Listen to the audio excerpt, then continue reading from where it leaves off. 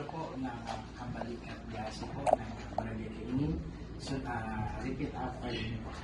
So, taas po natin kanang kamay at sumunod po sa akin sasabihin. Ako si ng Barangay Kaingin, Luzon ng Santa Rosa, Laguna, nangahiran sa katungkulan bilang ng grupo po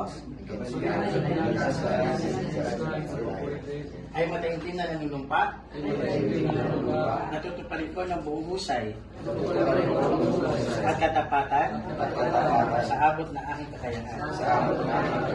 Ang mga tungkulin na aking kasalukuyan katungkulan at mga iba pang pagkaraan ito ay gagampanan ko sa ilalim ng Republika ng Pilipinas.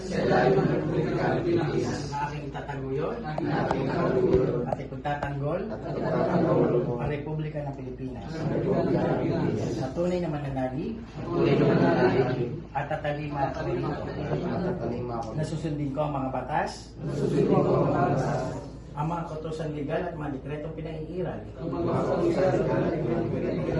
ng mga sadyang tinakda na may kapangyarihan ng Republika ng Pilipinas.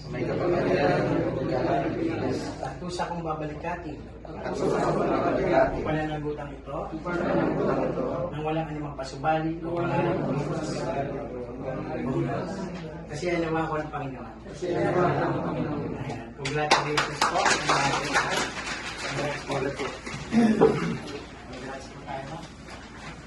Sige po, iwan na po, ikunin po natin po para mapirmahan ko. And then po, magkasay ko, masisirok ko lang naman po yan. And then babalik namin sa inyo yung original. Para may copy po. So, para may copy. Balik na lang po kay